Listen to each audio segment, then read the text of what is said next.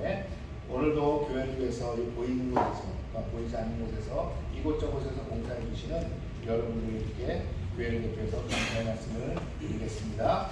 우리 하나님 말씀 보시겠습니다. 오늘 하나님께서 우리에게 주신 말씀은 사도행전 3장 11절에서 15절입니다. 사도행전 3장 11절에서 15절입니다. 제가 가진 성경으로는 신약 191쪽에 있습니다. 사도행전 3장 11절에서 15절. 우리 다 찾으신 줄 알고 모두 일어나셔서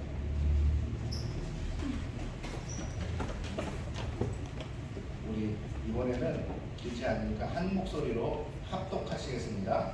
사도행전 3장 11절에서 15절까지입니다. 시작.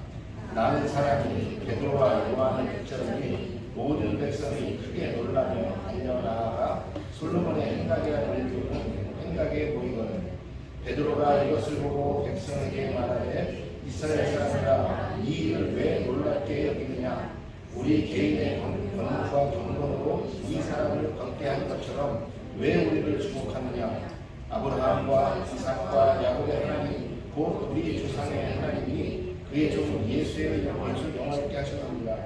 너희가 그를 넘겨주고 빌라도가 도와주기를 결의한 것을 너희가 그 앞에서 거부하였으니 너희와 거룩하고 의로운 일을 거부하고 도리어 살인한 사람을 도와주기를 구하여 생명의 주를 죽였도다. 그러나 하나님이 죽은 자 가운데서 그를 살리셨으니 우리가 이 일의 증인입니다. 아멘. 기도하시겠습니다.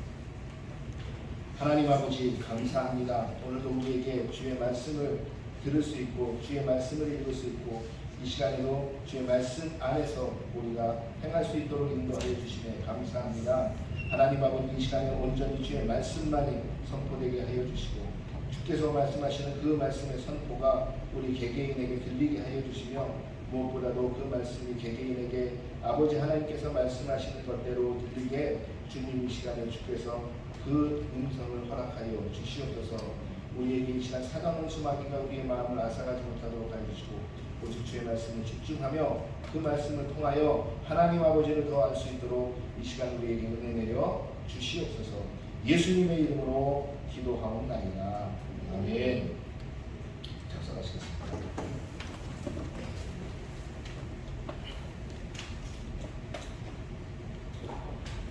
여러분 한방 인생 좋아하십니까? 한방 인생.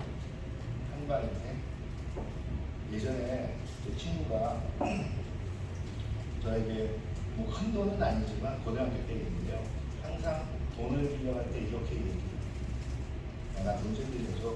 내가 돈 벌고 있으면 이렇게 얘기합니다. 뭐 고등학생이 돈을 쓰면 쓸 데가 어디 있겠어요. 보통 떡볶이에 먹거나 그렇죠? 그런 데 쓰겠는데 그러다가 안 갚고 또 빌려달라. 그럼 제가 뭐라고 그랬어요? 야 너는 돈을 갚지도 않고 무슨 돈을 또 빌려달라고 그래. 내가 무슨 재벌이다? 이렇게 얘기를 하겠지. 그랬더니 그 친구는 이렇게 걱정하지 마. 내가 한 방에 다 갚아줄게. 한 방에 다 갚아줄게. 그런 얘기를 종종 했던 그 친구가 지금은 저에게 밥도 사고 목사가 무슨 돈이 있겠냐. 내가 살게. 항상 이렇게 얘기합니다. 그래서 어릴 때 빌려주기 잘했구나. 못 받은 놈도 있어요. 그렇지만 지금 그것을 다 받고 있구나. 지금도 제가 가끔 한국에 가면 그 친구를 만나게 되면 그 친구는 항상 그럽니다. 야 목사가 무슨 돈이 있어. 내가 살게. 야 그래도 여유 있는 내가 사야지. 목사가 무슨 돈이 있냐. 저야 야 왜 목사가 돈이 없어 그렇게 말은 하지만 속으로는 어떻겠어요? 굉장히 고맙지. 그렇죠? 그렇게 그 친구가 항상 그렇게 어릴 때 저에게 한 방에 갚아줄게 아니라 지금도 한 방으로 갚아주는 것 같아요. 한방 인생이라고 있습니다. 한방 인생은 항상 내가 언젠가라는 이야기를 해요.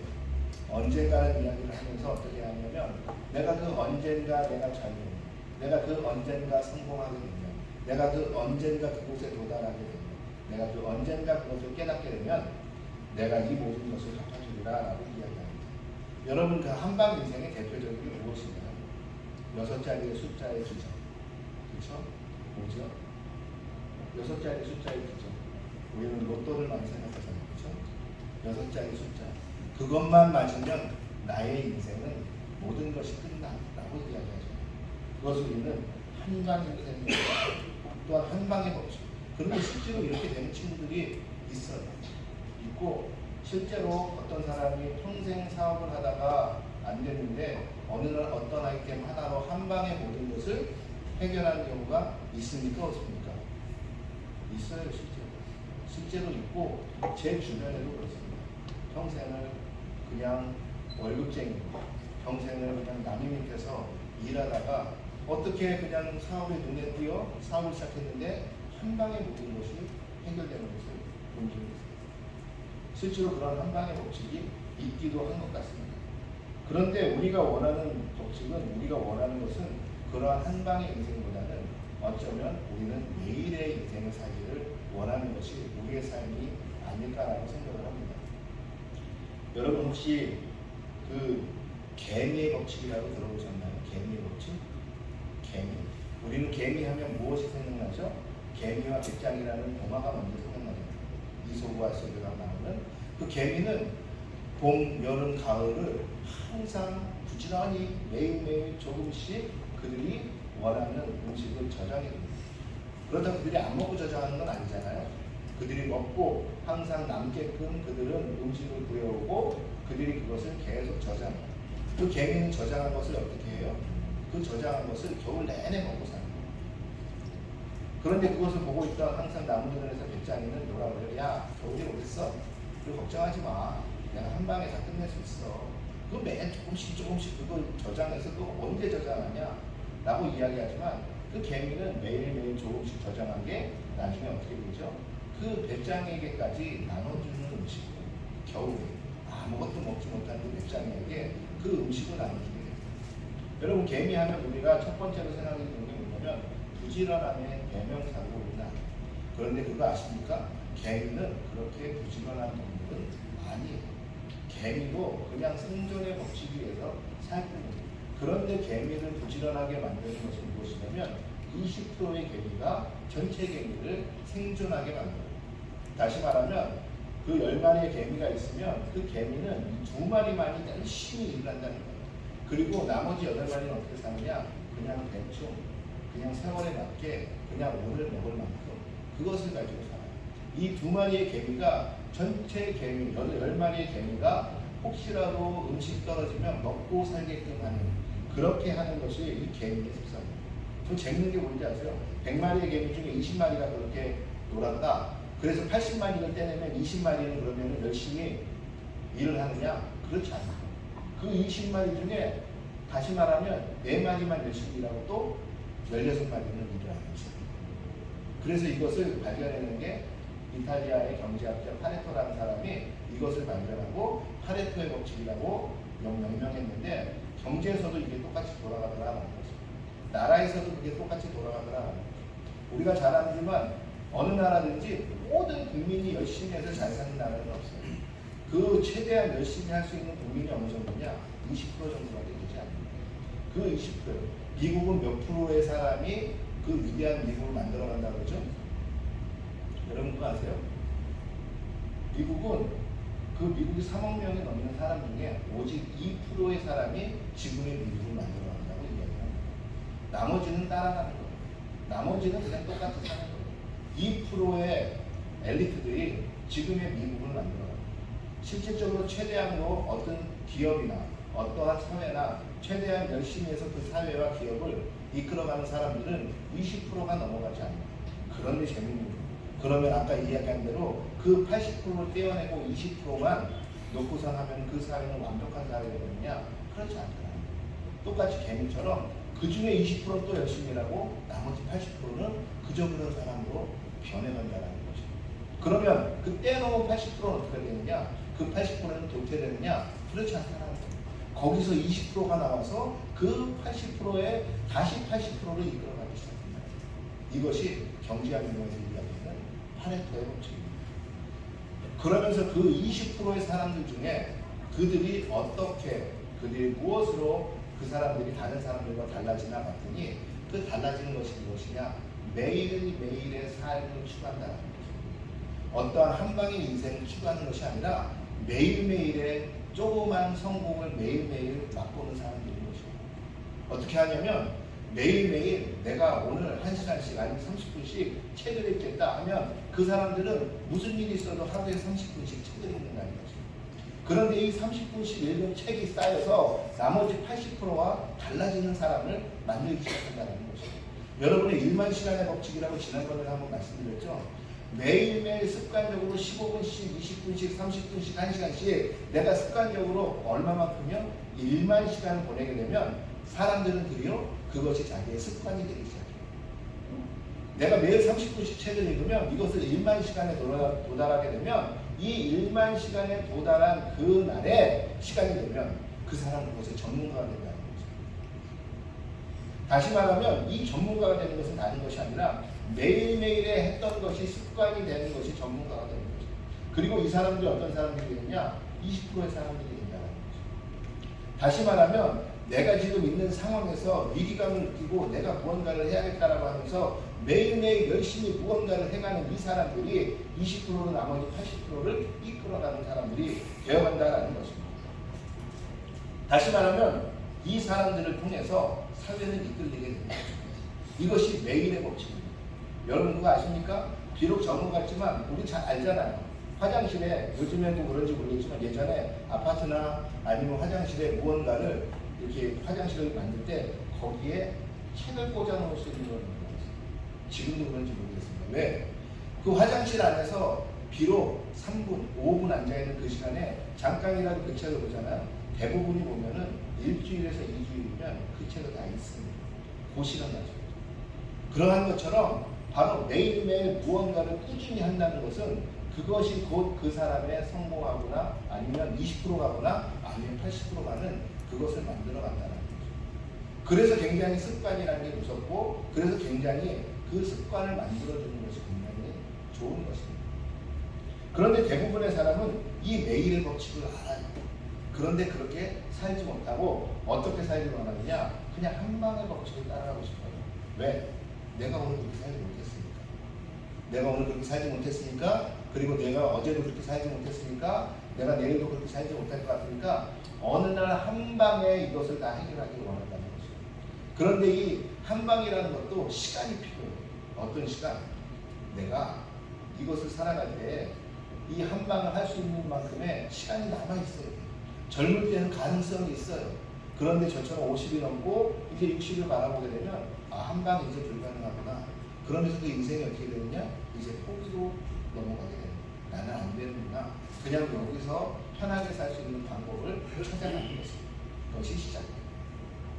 여러분 그렇기 때문에 매일매일의 삶을, 매일의 법칙을, 매일의 습관을 길러주고 자녀들에게 나도 지금이라도 늦지 않았으니 그 1만 시간은 아니더라도 내가 1000일이라도 내가 만일이라도 내가 아니면 1000일이라도 아니면 100일이라도 내가 그것을 내가 연습해서 습관으로 만들어볼까 라고 이야기한다면 우리의 삶이 내가 20% 안에 들어가진 않겠지만 50이 넘은 제가 이제 그 세상을 이끌어가는 20% 안에 들어가겠습니까?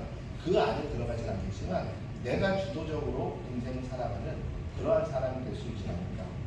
그래서 끊임없이 이 매일의 법칙을 내가 넘어지더라도 또 시작해보고 넘어지더라도 또 시작하고 하게 되면 언젠가는 성공하지 않을까 라는 그러한 생각을 합니다. 그렇다면 왜 우리는 대부분의 사람은 이것을 원하고 그렇게 되면 우리가 성공하거나 아니면 그렇게 되는 것이 우리의 인생에 좋다는 건 알지만 왜 그것을 따라가지 못할까? 그것은 아마 그것이 우리에게 습관으로 되어있지 않기 때문에 그래요. 여러분 그러려면 조금 귀찮기는 해요. 매일 아침마다 6시에 일어나겠다. 매일 아침마다 6시, 매일 9시에 일어나는 사람이 매일 아침에 6시에 일어나려면 그게 얼마나 힘들겠습니까? 이 힘든 것, 육체에 조금이라도 나에게 좋은 것을 내가 이길 수 있느냐 없느냐. 이것이 이겨지고 그것이 100일이 쌓이고 그것이 시간이 쌓이면 우리는 6시에 일어나게 되고 그것이 우리의 몸이 있게 되고 습관이 되게 되죠. 왜? 우리가 그것이 귀찮고 우리에게 조금 어렵게 돼요. 습관이 되지 않았기 때문에. 왜 습관이 되지 않았을까요? 생각해보니까 저희 부모님은 그렇게 사시지 않았어요. 저희 부모님은 그렇게 사시지 않았고 저희 부모님은 늘 계획에 따라서 사는 것보다는 어찌 보면 저희 부모님은 그때그때 상황에 따라서 그 상황에 끌려가듯이 살았던 것이 더 많았던 것 같아요. 왜? 예전에 먹고 사는 것만 해도 너무 힘들었으니까. 먹고 살기가 너무 힘드니까 그 먹고 살고 생존하는 것이 너무너무 어려운 거니까 그때 상황에 따라서 먹고 사는 것에 대한 것이 왔다 갔다 하기 때문에 그 상황에 따라서 살 수밖에 없었던 그러한 상황이었던 거예요. 그러다 보니까 나에게 본이 되지 않는, 어쩌면 내가 그런 것을 본 적이 없는, 그런 것을 경험해보지 못한 그것이 곧 나에게 습관으로 박혀지지 않는 것은 아닐까라는 것이죠. 다시 말하면 그 자녀에게 그것을 가르치고 싶으면 그 부모가 그것을 보여야 한다는 것이죠. 그렇지 않으면 그것이 어렵다라는 것이 아마 사회학적으로 보통 통념되고 있는 것입니다. 여러분 많이 이야기하지만 예수님은 제자를 한 번도 ABCD 칠판을 놓고 성경은 무엇이고 성경 공부를 통해서 제자를 가르치신 적이 한 번도 없어요. 예수님은 제자들을 3년 동안 가르치실 때 그 제자들에게 예수님은 보물로서, 그 다음에 행동으로서, 그 다음에 그 사건으로서 보여주셨어요. 다시 말하면 제자는 그가 듣고선 배운 게 아니에요. 보고선 배운 것이에요. 보고 배운 그 제자들은 나중에 성령이 오실 때 어떻게 됐어요? 예수님께서 왜 그렇게 하셨는지 알게 됐고 그 예수님이 왜 그렇게 되는지 알게 되었을 때 그때서야 그들은 드디어 움직이는 사람이 됐고 오늘의 베드로, 우리 성경에서 오늘 계속 3장에서 읽게 되는 베드로가 그렇게 변했다라는 것입니다. 베드로가 어떤 사람이었습니까? 예수님을 3번이나 부인했던 사람. 그 베드로는 예수님 앞에서 그가 신한 예수님을 믿고 3년 동안 따라다녔던 사람이지만 그 베드로는 예수님을 그 앞에서 내 생명이 위험했을 때 부인하고 나는 절대 모르고 저주까지 했던 사람이 베드로예요. 그러나 베드로에게 남아있던 것이 무엇이냐? 그러나 3년 동안 베드로는 예수님이 어떻게 했는지 보았어요. 그리고 3년 동안 예수님이 무슨 말씀을 했는지 기억하고 있었어요. 그가 비록 그 말씀과 그 본 것을 따라가지는 못하지만 그 속에 이미 보고 들은 것이 이미 내재되어 있었다는 것이에요. 그런데 그것이 참이구나 확신이 언제 왔냐면 우리가 잘 아는 것처럼 사도행전 2장에서 그들이 기도했을 때, 마가다락방에서 그들이 기도했을 때, 성령이 임했을 때 그 보고 듣고 예수님께서 하신 말씀이 그것이 참이구나, 그리고 그것이 확신이 되기 시작했어요. 예수님께서는 요한복음의 마지막에 제자들과 만찬을 하시면서 말씀하셨어요. 얘들아, 내가 이제 죽을 것인데 너희가 그때 다 흩어질 거야, 다 도망갈 거야, 다 나를 부인할 거야 라고 얘기합니다. 그러나 걱정하지 마라. 왜? 내가 성령을 보낸다. 그때 돼서야 내가 무슨 말을 하는 건지, 그때 돼서야 내가 그것을 통해서 무엇을 행한 건지 너희가 깨닫고 알게 되리라. 이 베드로가 그렇게 깨닫고 알게 된 사람입니다. 이 베드로가 예수님을 보고 예수님이 말씀하신 것을 듣고 그것을 들음으로 말미암아 이 베드로가 그것을 내재되어 있던 그 지식이 언제 폭발하여 지금의 베드로가 되느냐? 그 성령이 임했을 때, 그 성령이 임하고 그 성령이 그것을 깨닫게 했을 때 이 베드로가 알고 있고 경험했던 모든 것이 폭발하여 오늘 무슨 사건을 일으켜요? 드디어 안진뱅이를 걷게 하는 사건이 일어나게 되는 것입니다. 여러분, 베드로가 준 것이 무엇이었죠? 베드로는 그에게 어떠한 좋은 말을 주지 않았어요. 베드로는 설교할 때 지금 오늘 3장 설교가 시작되고 있지만 이 3장 설교에서나 2장 설교에서 베드로는 한 번도 좋은 말 이렇게 설교하지 않습니다. 하나님은 여러분을 사랑하십니다. 예수님은 여러분을 사랑하십니다. 여러분이 어떠한 죄를 지었더라도 예수님은 당신을 사랑하셔 다 용서하시니 그저 예수님 앞으로 나오십시오. 하나님은 오늘도 당신을 찾아 헤매시니 하나님을 사랑하십시오. 하나님 앞에 나오십시오. 이렇게 얘기하지 않아요. 오늘도 어떻게 시작하죠? 그 복음의 메시지가 이렇게 시작합니다. 너희가 십자가에 달려 죽게 한 그 예수, 이렇게 시작한다는 것입니다.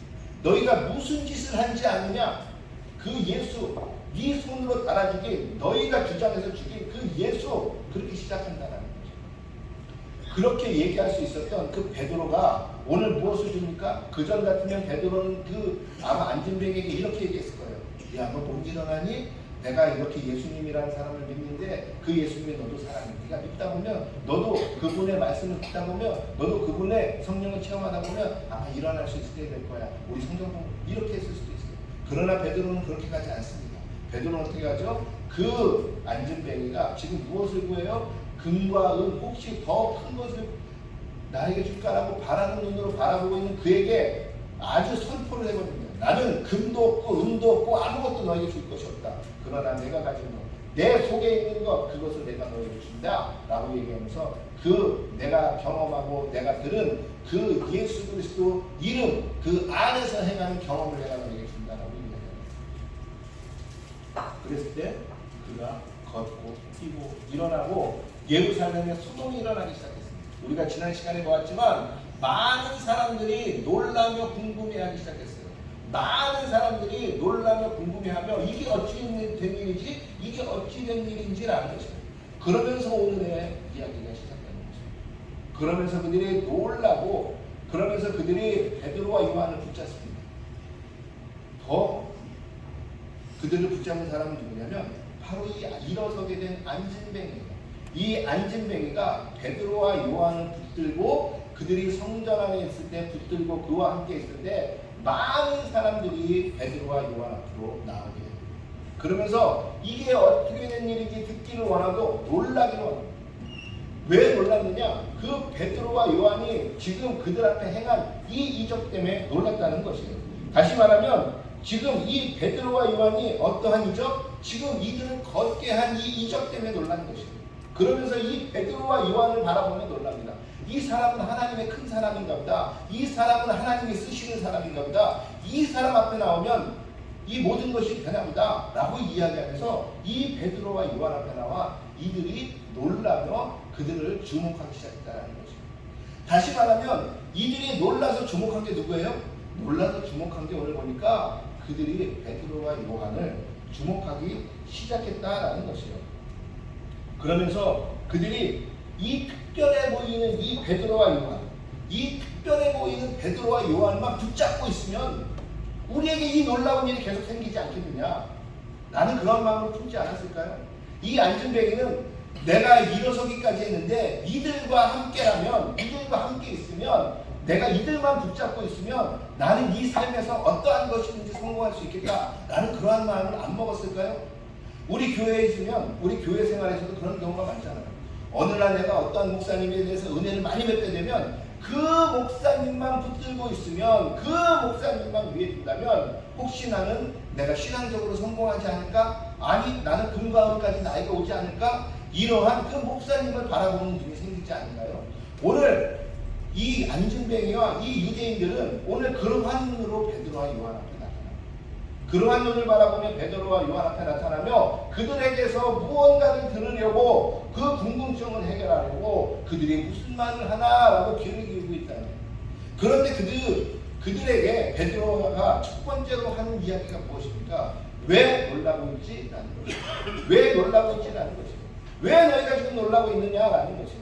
놀라는 이유를 보니까 왜 지금 너희가 놀라고 있느냐라고 하면서 그들에게 도리어 물어봅니다. 그들이 놀란 이유는 뭐예요? 다른 것이 아니에요. 안진뱅이가 일어났기 때문에 놀란 것이에요. 더 놀라운 것은 그 안진뱅이를 일어나킨 게 어떠한 수술을 통해서 아니면 어떠한 약을 통해서 어떠한 무슨 치유를 통해서 일어난 것이 아니라 이 두 사람이 그냥 말하고 기도하니 그들이 일어났다는 이것에 대해서 놀라고 그렇기 때문에 이 베드로와 요한에 대해서 놀라기 시작합니다.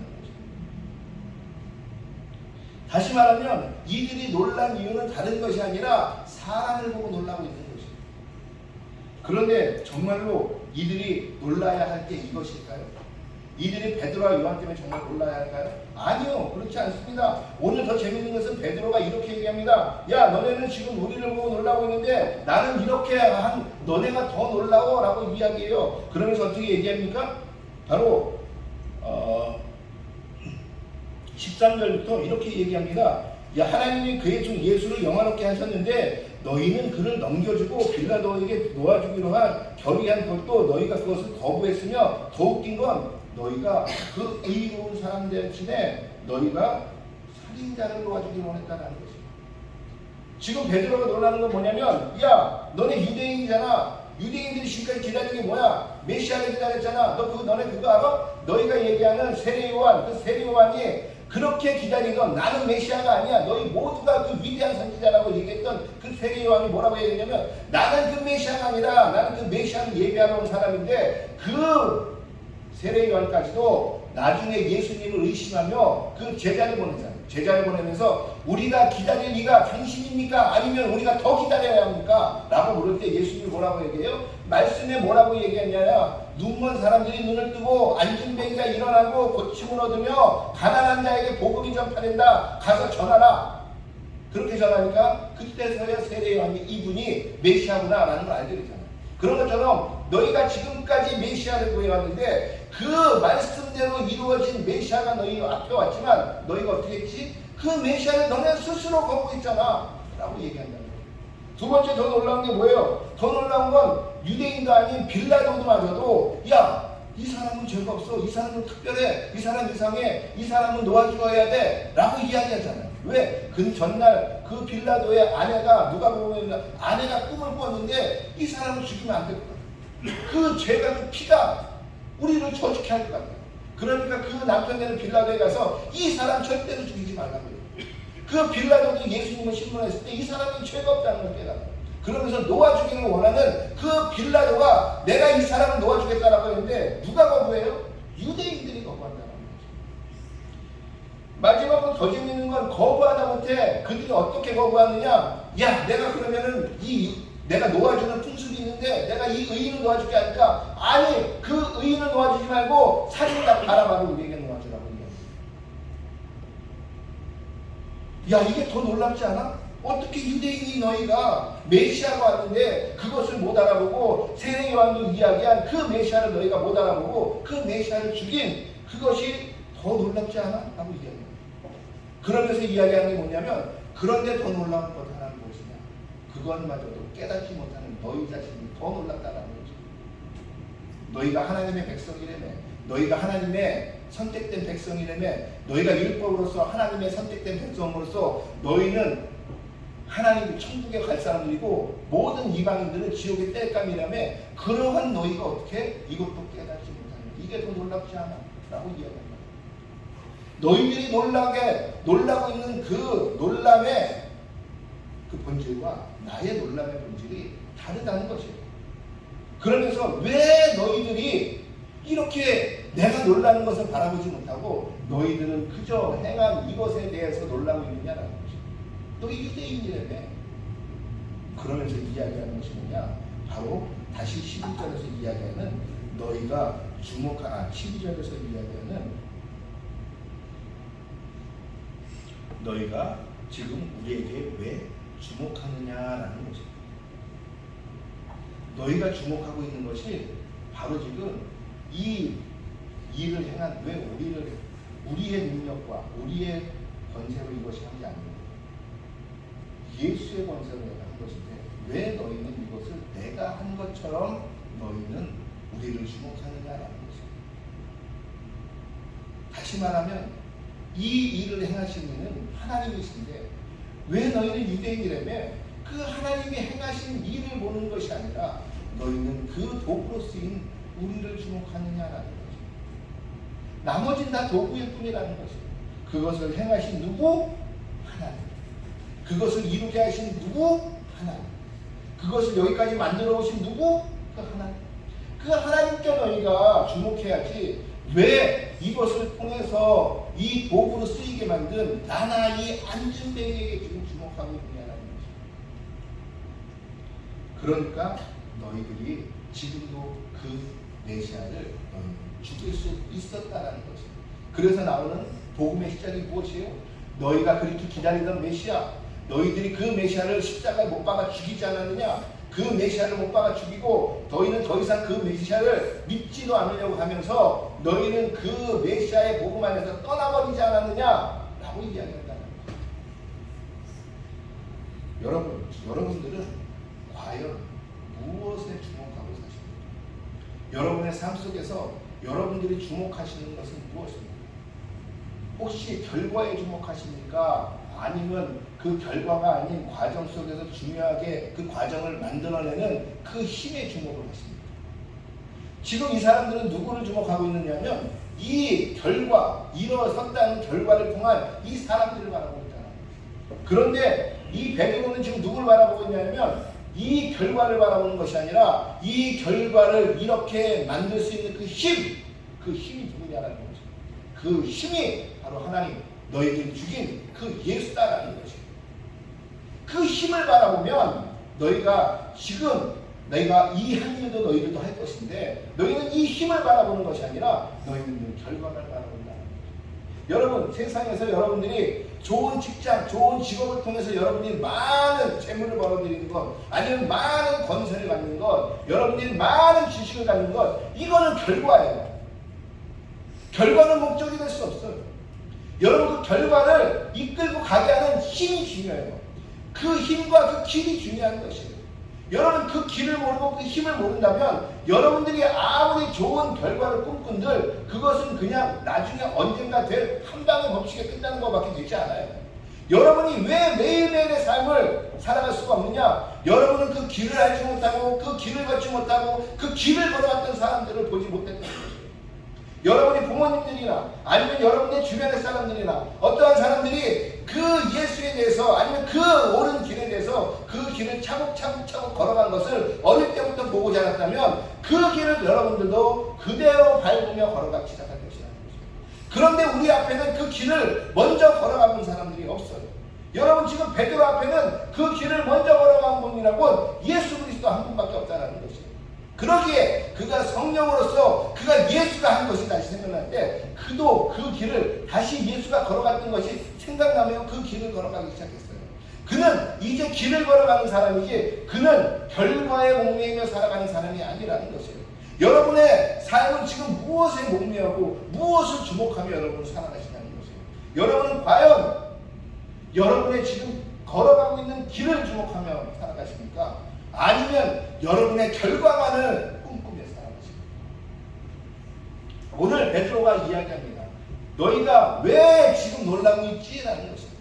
너희가 그 길 안에 있다면 너희는 절대 놀라지 않아. 왜? 이 길만 걸어가면 너희는 그 결과에 다다를 테니까.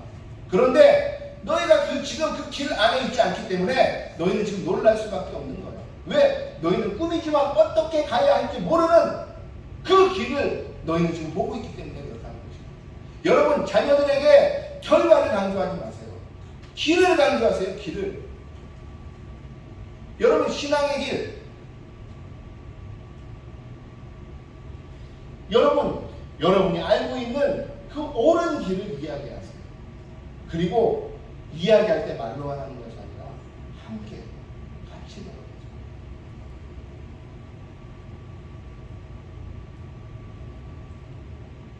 목사로서 가장 두려울 때가 언제인지 아십니까? 혹시 내가 잘못된 것을 걸어가고 있는 것을 성도들이 볼까? 저라고 다 옳은 길을 그 길 가운데 있겠습니까? 저도 그 길들을 찾아 헤매는 사람 중에 한 명이고 저도 그 길 가운데서 그 결과만을 바라보게 될 수밖에 없는 그 연약한 육체의 사람임을 제가 고백합니다. 그러나 오늘도 혹시 이 길인가 혹시 저 길인가 그러나 저도 잘못된 길을 걸어가겠습니다. 목사가 되고서 제일 두려운 것은 특히 디사이플교회 담임 목사가 되고 더 두려운 것은 무엇이냐면 저를 보고 있는 놈들이 더 많아졌다는 것입니다. 왜? 그것을 바라보면 걸어가려고 하는 사람들이 있습니다. 그것처럼 여러분을 바라보는 분들이 있습니다. 여러분을 주목하는 분들이 있습니다. 오늘도 여러분을 보면서 놀라는 분들이 있다는 것입니다. 그럴 때 오늘 베드로처럼 결과가 아닌 과정을 그 길을 이야기해 줄 수 있는 그러한 사람이 될 수 있겠습니까? 오늘 베드로는 이야기합니다. 너희가 십자가에 못 박아 죽인 그 예수, 너희가 빌라도가 놓아주기를 원했지만 끝끝내 거부하고 너희 스스로가 그 죄인을 놓아주기를 원했고 그 의인을 달아주겠던 그 의인 예수, 그 의인 예수의 이름으로 이 안진뱅이가 일어납니다. 그 의인 예수의 이름 안에 있을 때 이 일들이 일어나게 됩니다. 너희들이 그 이름 안에 있으면 이 일들이 너희에게 일어나는 거예요. 그런데 너희는 결과만 말하는 거죠. 그러면서 너희는 그 결과 속에서도 그 길도 모르면서 그러면서도 지금도 너희는 거부하잖아 라고 얘기합니다. 사랑하는 성도 여러분,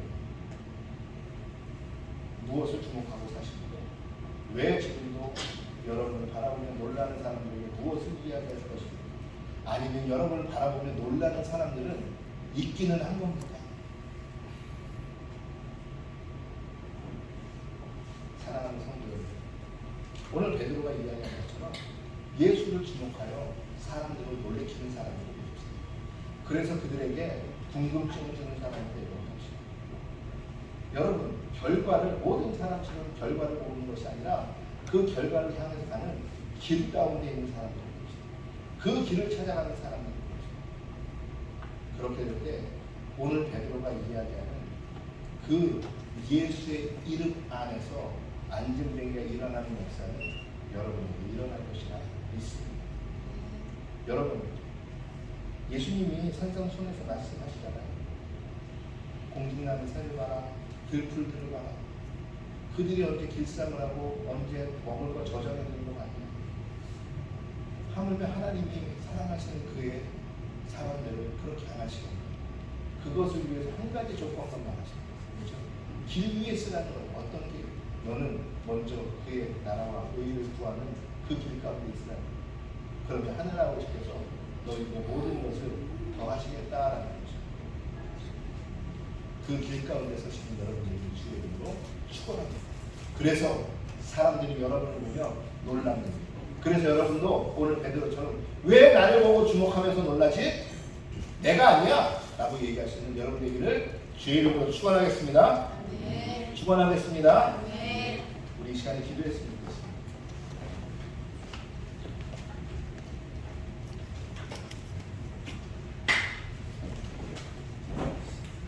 우리 이 시간에 기도할 때 이렇게 기도해 봅시다.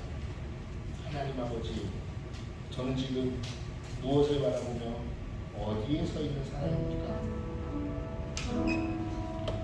목표는 바라보는 것은 뚜렷한데 왜 거기에 가기가 그렇게 힘들까요? 하나님 아버지, 매일매일의 삶 가운데 내가 과연 그렇게 살아가고 있는 사람입니까? 내가 매일매일을 저장하면서 살아가며 매일매일을 그 길 가운데서 보내는 사람입니까? 아니면 언제나 현방에 그곳에 가리는 거냐? 그러한 것을 뚜렷하게 살아가는 사람입니다. 하나님, 예수께서 하신 것을 우리의 길이 되게 해주시고 그 길 가운데 있는 지구를 이루게 해주십시오. 그 길 가운데 서 있는 내가 되게 해주십시오. 그 길에 서기 위해서 날마다 30분이라도 15분이라도 노력하는 우리가 되게 해주십시오. 그래서 그 길 위에 서서 그 결과를 걸어가는 우리를 위하여 우리 이 시간에 잠시 우리가 함께 기도했으면 좋겠습니다. 함께 기도하시겠습니다. 하나님의 사랑이 많으신 하나님 아버지 감사합니다. 오늘도 아버지 하나님 주셔서 주의 말씀을 깨닫게 하여 주시고 무엇보다도 우리에게 그 예수의 길 위에 서라 말씀해 주시고 감사합니다. 하나님 아버지, 우리가 살아가는 그 길은 어떠한 길입니까? 혹시 길 위에는 서 있게 합니까? 아버지, 아직도 그 길을 달리지 못하고 길바에 서 있으면 저보다 결과만 바라보는 사람입니다. 하나님 아버지, 하나님 아버지, 오늘 베드로가 이야기했던 것처럼 무엇을 주목하며 왜 놀라느냐고 물어볼 때 내가 당당하게 나는 그 예수 그리스도를 어떻게 인도하여 주시고 그 예수 그리스도가 살아가신 그 일이 곧 나에게 일어나는 것을 내가 놀라게 해주시고 하나님 아버지, 그 예수 그리스도의 행적에 우리를 통하여 나타난 주변 사람들이 놀라게 하는 것을 우리를 통해서 나타나게 해주시고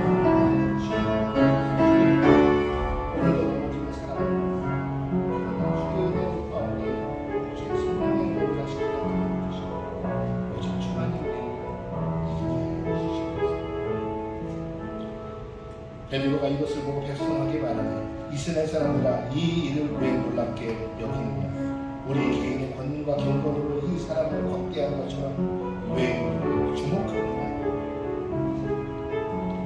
하나님 아버지, 우리가 무엇을 주목하고 있습니까? 우리가 무엇으로 놀라고 있습니까?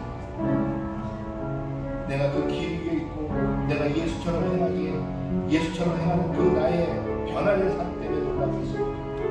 아니면 지금 결과를 바라보며 그 결과 때문에 놀라고 있습니다. 하나님 아버지, 그 과정 가운데 우리가 서 있는 그러한 디세플의 모든 성도들에게 주님 인도하여 주시옵소서. 주님, 그 길 위에 서서 결과를 행해내려고 하는 그러한 성도들에게 주님 인도하여 주시기를 원합니다. 아직도 그 길 위를 달리시다가 지금도 그 길 출발선상에 놓여 저 결과만을 바라보며 살아가고 있습니다. 주님, 믿음을 주십시오. 주님, 보이게 하여 주시옵소서. 주님, 달릴 수 있도록 힘을 주시옵소서. 그래서 주께서 열어놓으신 그 길을 따르며 붙잡으며 걸어가는 우리 디사이플의 모든 성도들, 그래서 우리 스스로가 걸어가는 것을 보며 그 과정을 보며 놀라게 하여 주시고, 하나님 아버지, 그 과정을 보며 걸어가는 사람들, 그것을 바라보는 사람들이 놀라며 우리를 주목하게 주님 인도하여 주시기 바랍니다. 그래서 하나님 아버지, 삶을 살아내며 세상 가운데서 주의 공의를 실천하며 살아가는 우리 디사이플의 모든 성도들에게 주께서 은혜 내려 주시옵소서. 예수님의 이름으로